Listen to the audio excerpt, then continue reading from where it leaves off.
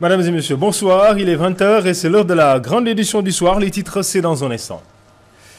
Dans l'actualité ce soir, la sortie du Premier ministre Boun Abdallah Dionne lave grand haut le gouvernement avant de lancer un avertissement à l'opposition. Selon lui, l'État n'acceptera pas des déclarations sans fondement.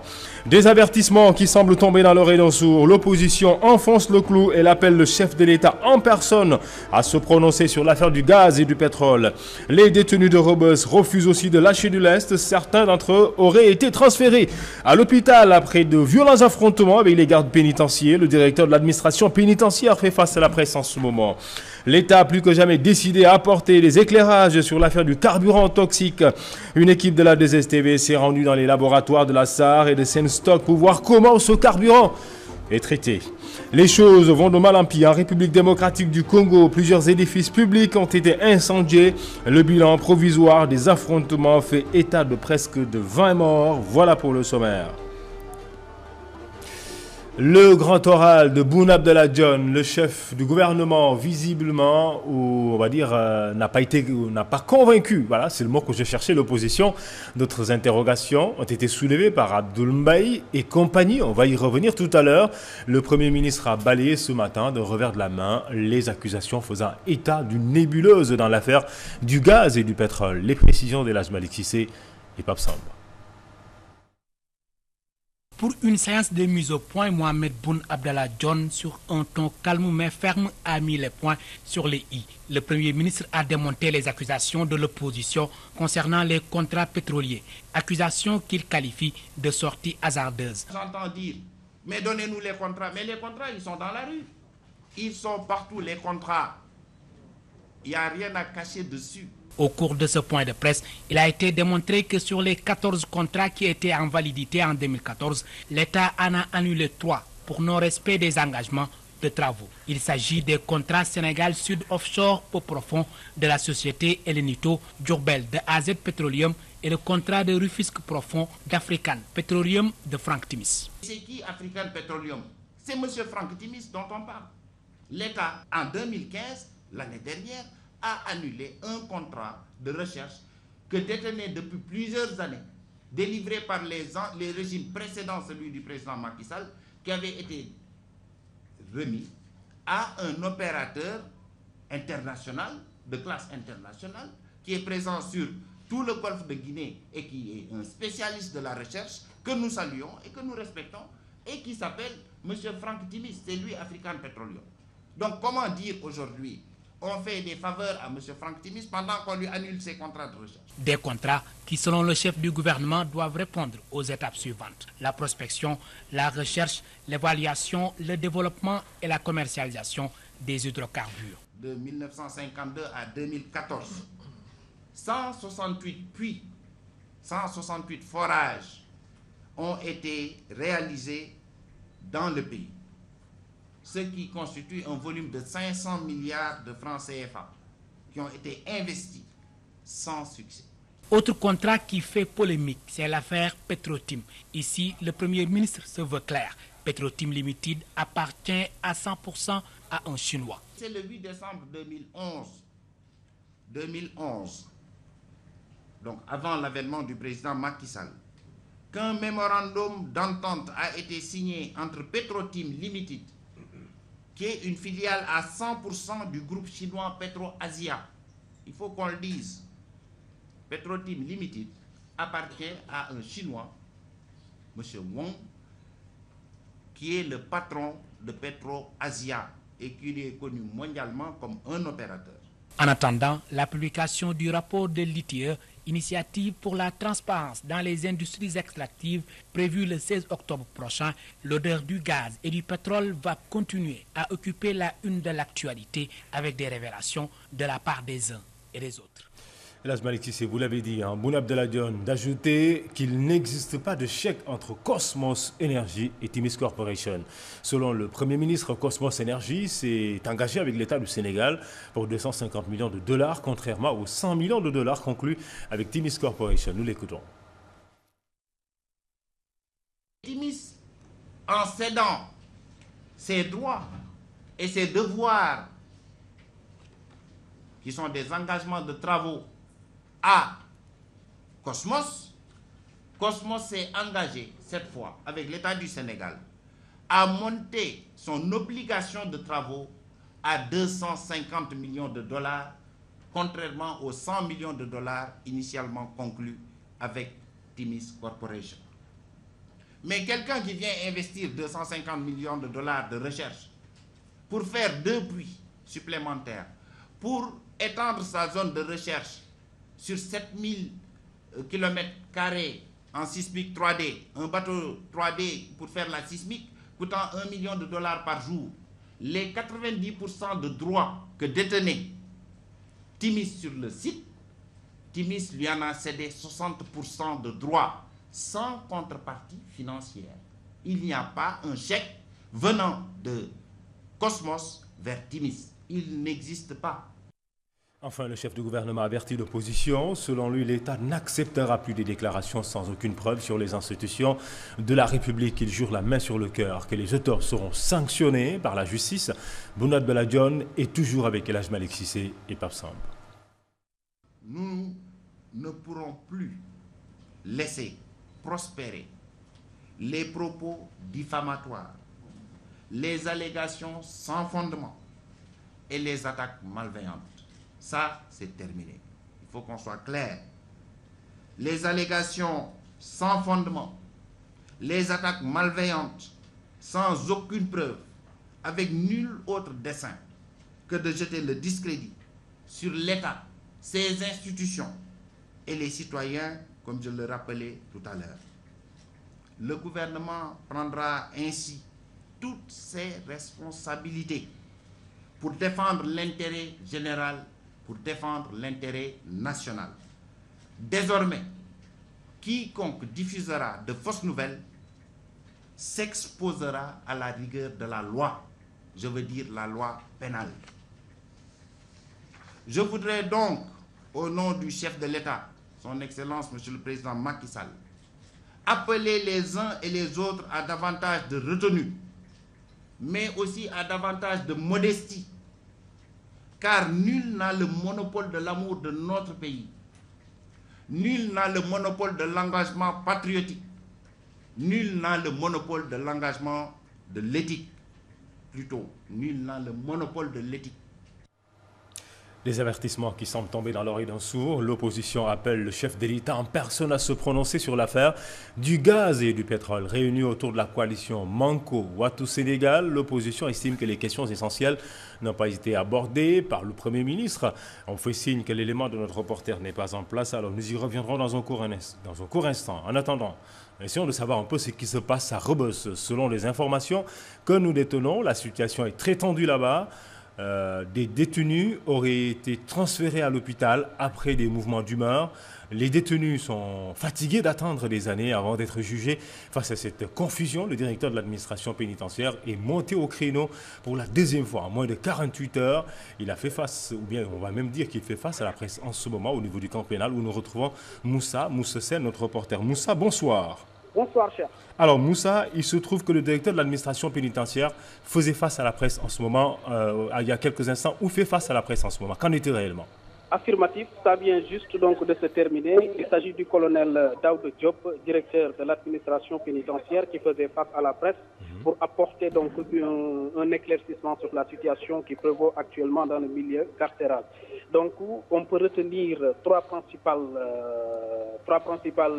donc, il a sorti trois principales décisions et sur ce, on peut prendre en témoin la question juste des longues détentions que fustigeaient les détenus, comme vous l'avez tantôt annoncé, mais aussi la permanence de la chambre criminelle, mais aussi la promiscuité. J'arrive que donc vous dénoncez les détenus aussi, parce que vous n'êtes pas sans savoir donc que le milieu carcéral, surtout Rebeuss, a dépassé sa capacité. Là on parlait de 600, mais c'est à 2472 donc détenus maintenant. Donc ce qui est fait aujourd'hui, même on a pu transférer quelques-uns, ce qui a pu quand même alléger pendant le week-end le milieu carcéral, surtout Rebeuss, ce qui fait qu'actuellement ils sont à 2300, ils sont passés de 2371 à 1990. Aujourd'hui, les détenus un nombre de 700 ont forcé la porte pour s'évader.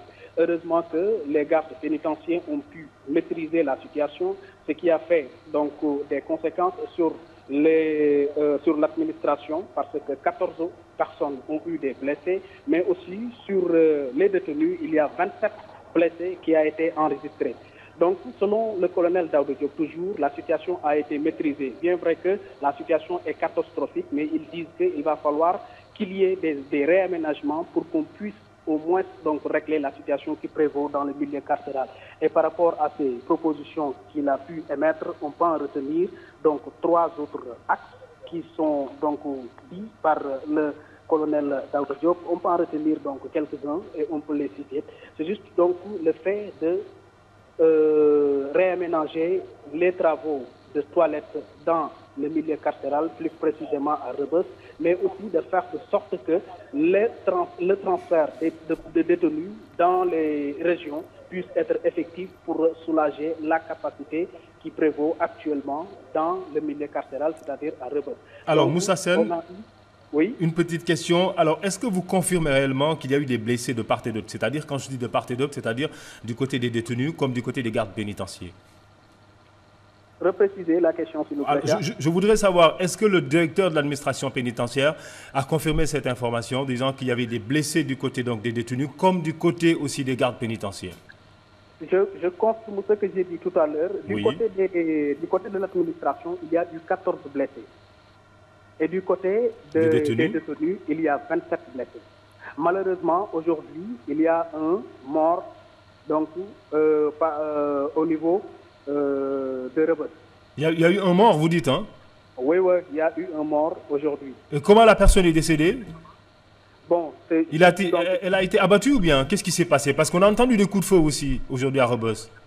Donc, le colonel Daouda Diop ne s'est pas prononcé sur comment il a été, donc comment il a rendu l'âme, mais ce qu'il a confirmé, il y a eu mort d'homme.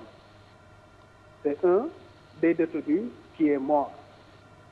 Maintenant, donc, du côté des autres, ce sont juste des blessés. Il s'agit d'un nombre de 27 et du côté de l'administration, il s'agit de 14 blessés. Et l'identité également de la victime n'a pas été révélée, non? Non, l'identité a été cachée.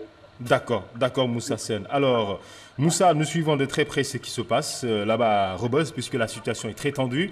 Et que vous venez de le dire aussi, il y a eu mort d'homme, il y a eu plusieurs blessés. Le colonel Daouda Diop, directeur de l'administration pénitentiaire, qui dit que la situation est revenue donc au calme. On verra tout cela, bien entendu, dans nos prochaines éditions. J'y arrive enfin. Merci à vous, Moussa Sène. Et puis à noter juste, Moussa, qu'à l'origine vraiment de ce mouvement d'humeur, vous l'avez dit tout à l'heure, ce sont les longues détentions préventives et les chambres criminelles, selon le syndicat des travailleurs de la justice. Cela s'explique par l'insuffisance de personnel. C'est pourquoi il demande au gouvernement d'accélérer le programme de construction de nouvelles prisons. Maître Ahmed Touré est le chargé de la communication du Sud-Just. Il est au micro de Fatounian et Pape Sam. Par rapport aux longues détentions préventives, évidemment, le ministère de la Justice a affiché une position très claire. Déjà, un certain nombre de réformes ont été envisagées avec l'avènement des chambres criminelles. Donc, c'est un effort qui va se dérouler au fur et à mesure. Ce qui est constant, c'est qu'il y a des problèmes au Sénégal. Il y a des problèmes liés à la détention, au surpeuplement des maisons d'arrêt et de correction.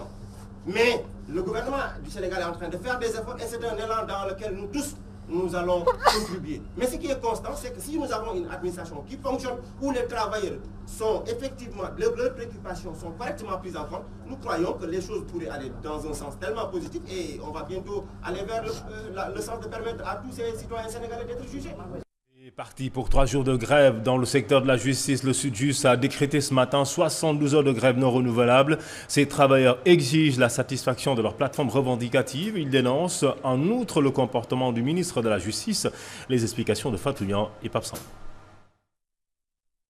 Les travailleurs de la justice ont décidé à partir de ce matin d'observer un mouvement de grève de 72 heures sur l'ensemble du territoire. Un mouvement d'humeur entièrement suivi, une paralysie totale du secteur de la justice et de l'exercice du pouvoir judiciaire. Une grève qui entre dans le cadre du 3e plan d'action du Sud-Just. Nous avons en face de nous des interlocuteurs dont la crédibilité est aujourd'hui très fortement secouée. quand un ministre de la République prend la parole, après avoir pris des engagements connus de tous, pour se débiner, comme Madame le ministre de la fonction publique l'a fait, le ministre de la fonction publique et son directeur général, le directeur général de la fonction publique, sont en train d'afficher une attitude qui en faire dire long. Comment des gens placés à ce niveau de responsabilité peuvent, après avoir pris des engagements connus de tous, sortir dans la presse pour dire qu'il n'a jamais été question de rencontrer le Sud-Just. Nous n'avons pas de temps à perdre. Le syndicat revendique l'amélioration de la qualité des services de la justice. Le ministère de la Justice a engagé un certain nombre de réformes pour rendre la justice plus performante et accessible à tous. Et le Sud-Just n'est pas resté à la périphérie de cet effort. Nous avons fait des propositions qui consacrent un plan de carrière plus important pour le travail de la justice. C'est pourquoi nous disons, encore une fois, que notre disponibilité à assurer un dialogue social constructif est réelle. Mais nous n'accepterons pas, parce que nous sommes attentifs, parce que nous sommes patients, qu'on nous traîne dans la boue. Le syndicat des travailleurs de la justice avait observé une grève en juillet-août 2016, d'où l'entame des négociations avec le gouvernement. Un dialogue qui n'a pas été favorable au Sud-Just. Cette fois-ci, ces travailleurs comptent aller jusqu'au bout de leur combat.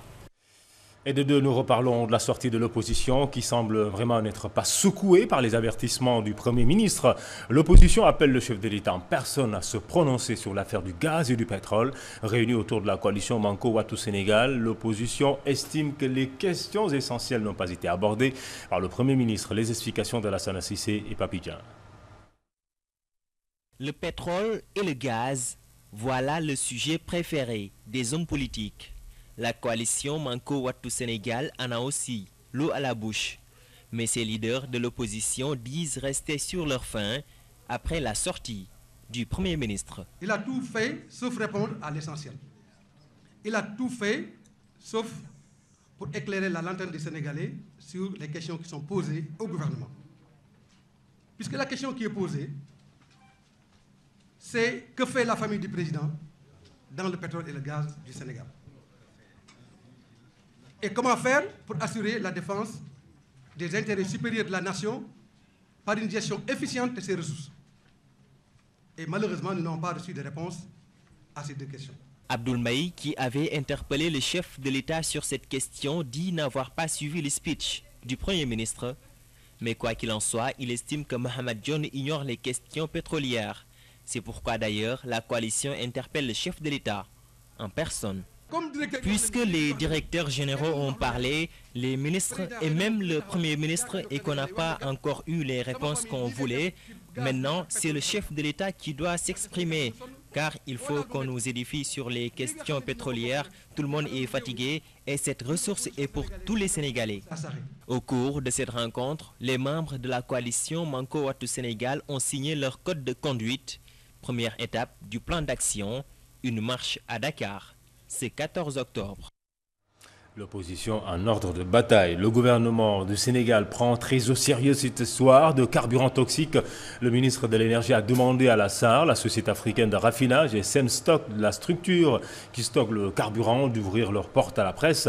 Nos reporters se sont rendus dans plusieurs unités pour voir ce qui se passait là-bas, c'est-à-dire dans ces laboratoires. Mais on fait signe que ce travail d'Ibrahim Djidju n'est pas en place, alors nous y reviendrons dans un court instant. Pendant que s'effectuait cette visite, une équipe de la 2SCV en a profité pour s'intéresser à la sécurité des travailleurs. Un rapport de la protection civile révèle que la capitale sénégalaise est confrontée à un véritable problème d'insécurité. Le document dit que sur 32 224 victimes enregistrées, 1550 personnes ont perdu la vie. Vous pourrez suivre dans nos prochaines éditions un travail de Khadim Baye et Papi Mang qui avait effectué donc le déplacement, l'insalubrité qui divise plus que jamais l'opposition et l'équipe municipale à Kolda. Pour les détracteurs du maire de la capitale du Fouladou, il est inconcevable qu'une ville comme Kolda soit envahie par des ordures, d'autant plus que l'édile et le maire et le ministre autant pour moi de l'environnement. L'ancien président du conseil départemental soutient que l'équipe en place n'a rien fait pour rendre agréable la ville sur place. Bokar Kandé.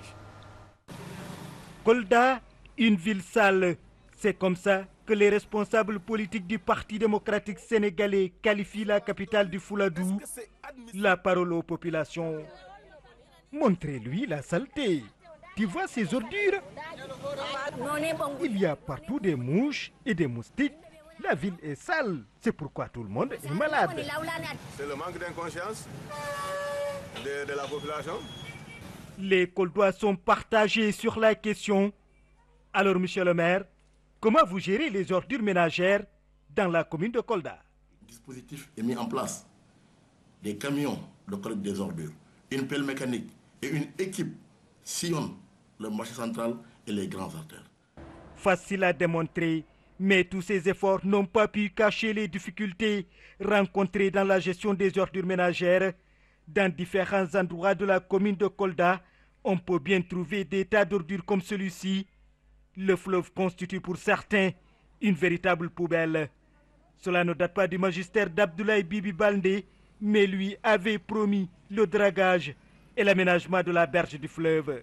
Est-ce que vous pouvez admettre que le ministre de l'Environnement soit de Kolda, qu'il soit le maire de Kolda et que le lit du fleuve soit un dépôt sauvage d'ordures? Est-ce qu'on ne draguera pas le fleuve parce qu'ils n'ont ni le leadership qu'il faut, ni le charisme qu'il faut? L'équipe actuelle qui a en charge les destinées de la commune de Kolda est techniquement qualifiée, intellectuellement compétente et moralement irréprochable par rapport au dragage du fleuve. Je voudrais juste vous dire que ça figure parmi les projets prioritaires de la région de Kolda à reverser dans le plan Sénégal émergent. Chacun qualifie l'autre d'incompétent dans la gestion des affaires de la cité. Le plus important pour les populations, c'est que chacun puisse faire mieux que celui qui succède à la tête de la municipalité. Quittons Kolda pour revenir à Dakar et forcément il nous faut emprunter donc deux voies, soit la voie terrestre ou la voie aérienne. Oui, pour cela il nous faut du bon carburant. Ce qui nous mène à parler de cette affaire avec le gouvernement qui prend très au sérieux cette histoire de carburant toxique. Le ministre de l'Énergie a demandé à la SAR, la société africaine de raffinage et Senstock, la structure qui stocke le carburant, d'ouvrir leurs portes à la presse. Nos reporters se sont rendus dans plusieurs unités pour voir ce qui se passait un peu dans ces laboratoires. On va suivre ce travail d'Ibrahim Djedjou et Papi Maïga. La société africaine de raffinage, la SAR, qui ouvre ses portes aux journalistes. L'affaire du carburant toxique qui serait vendu au Sénégal est passée par là. Une visite guidée dans les différents laboratoires est planifiée pour tenter de rassurer les consommateurs sur la qualité des produits pétroliers. Les experts de la SAR sont convaincus que la rigueur est de mise ici. Cas d'exemple, ils nous montrent comment le gazole qui vient de l'étranger est contrôlé avant d'être commercialisé. Là, ce qu'ils cherchaient, c'est la teneur en soufre sur le gasoil. Là, vous avez vu, directement, il n'y a pas d'interprétation. Il a eu une... attends, il termine une troisième fois.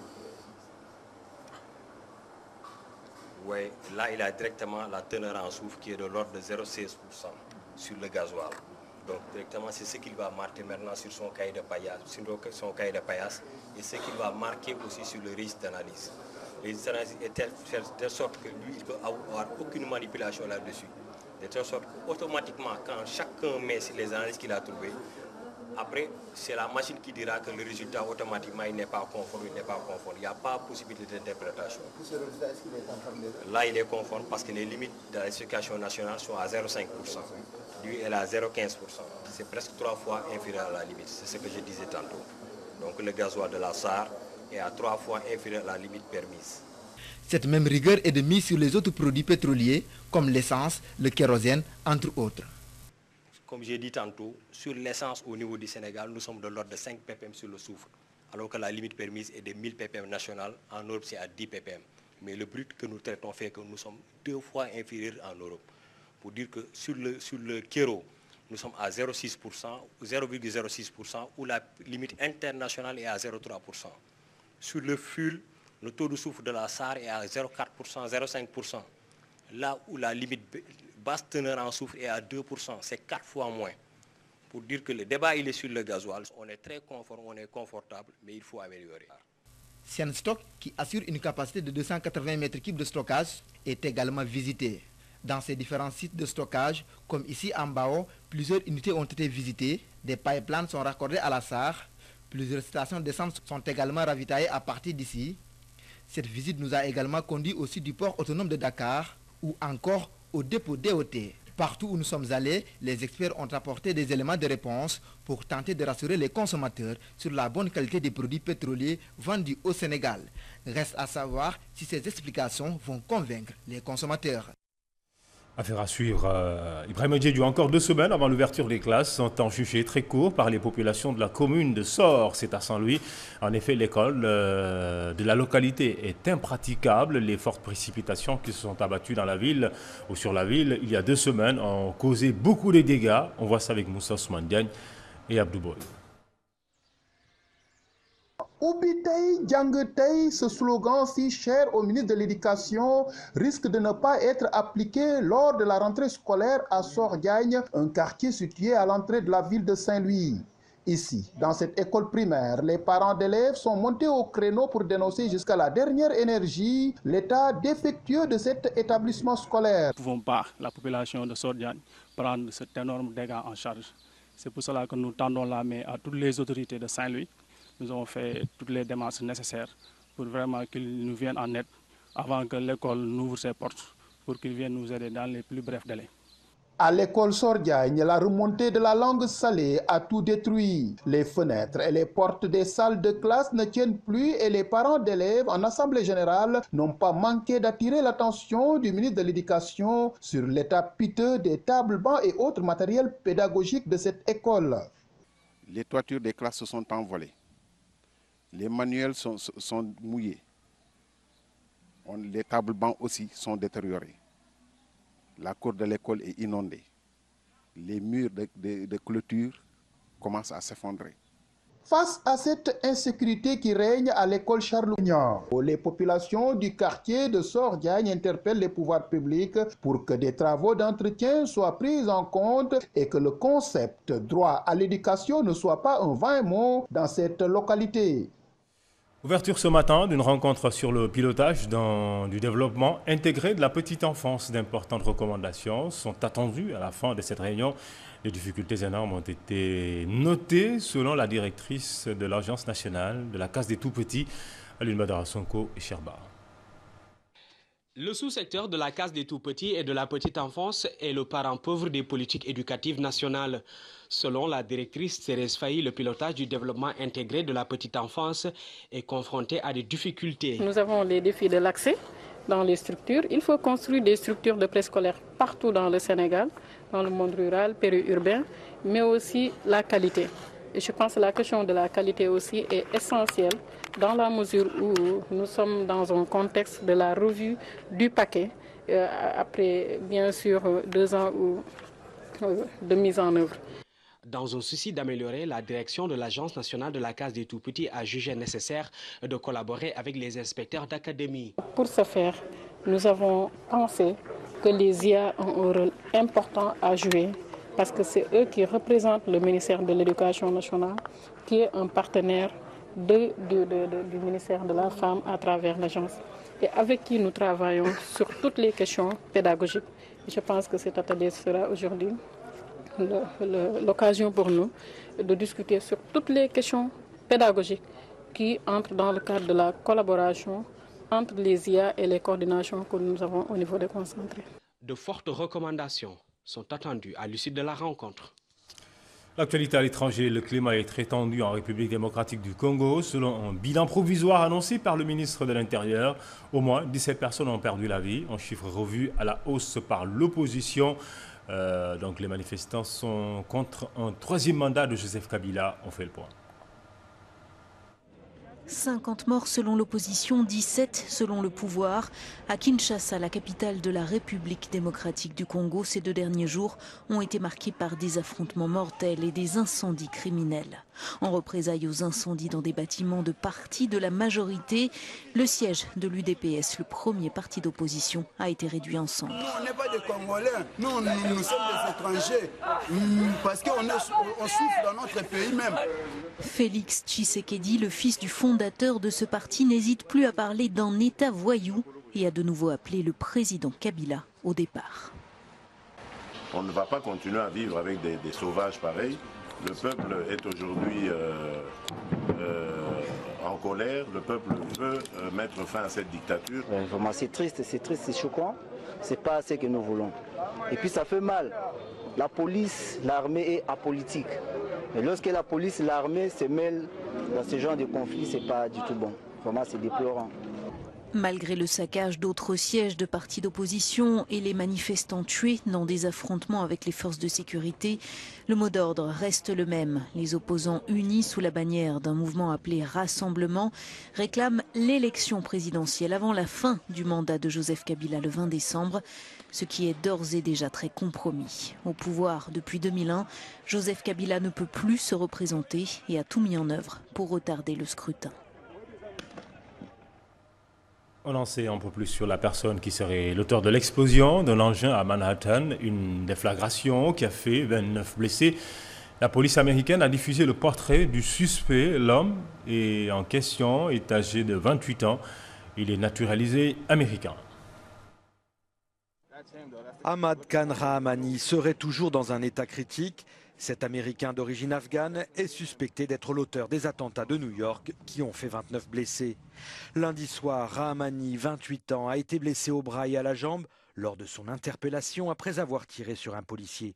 Son état reste stable. Rapidement, le FBI a perquisitionné le domicile de ses parents, restaurateurs dans une petite ville du New Jersey. Et la piste islamiste est désormais renforcée, d'autant que Rahmani s'est rendu plusieurs fois au Pakistan et en Afghanistan. Quand vous découvrez ça dans votre famille, vous vous demandez qu'est-ce qui va se passer maintenant. Vous saviez ce que votre fils avait fait? Non. Vous n'en aviez aucune idée? Non. Rahmani a rapidement été identifié, les policiers ont retrouvé ses empreintes et des caméras vidéo l'ont repéré près des différents sites où se sont produits les attentats. Le maire de New York a déjà prévenu ses administrés, la sécurité a été sévèrement renforcée. Vous allez continuer à voir tout au long de la semaine une présence forte et visible de la police de New York et plus spécialement des unités d'intervention stratégique. Vous verrez des policiers hyper entraînés et armés, vous verrez ces policiers dans le métro vérifier vos sacs avec leurs chiens détecteurs d'explosifs et cela tout au long de la semaine. La chasse aux terroristes ne pouvait pas plus mal tomber. New York accueille toute la semaine le monde entier à l'occasion de l'Assemblée générale des Nations Unies. Quant à l'enquête, elle ne fait que commencer. Pour terminer ce journal avec le festival Ciné Droit Libre, un nouveau concept lancé par DJ Awadi et Malal Tal. On va écouter bien entendu ces deux artistes pour de plus amples informations. Au micro d'Assokandion et Seydou Sow. Des films engagés seront projetés à Dakar. Des films engagés, des films sur la liberté d'expression, sur les droits humains, sur la liberté et qui vont poser des débats. Le Ciné Droit Libre sera un espace qui permettra aux différents acteurs de la société civile, aux artistes, d'en profiter pour parler de ce problème-là. Les conséquences seront un éveil des consciences. Les conséquences d'un festival comme celui-là, c'est l'éveil des consciences. Que les masses se réveillent. Et les masses doivent être éveillées. Voilà, à retenir l'information phare de ce soir, des remous, on va dire une situation très tendue au niveau de Rebeuss, dans l'enceinte même de la prison. Des détenus auraient été donc transférés à l'hôpital. C'est confirmé maintenant d'ailleurs. Après un mouvement d'humeur, les détenus sont fatigués d'attendre des années avant d'être jugés.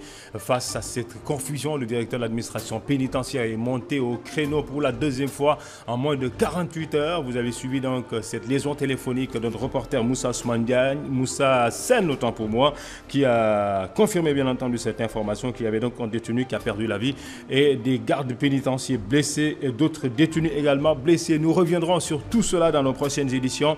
L'info revient demain à 13h, c'est en Wolof avec Mame Diawar Diallo. Quant à moi, je vous dis à demain soir, comme chaque soir, et bonsoir.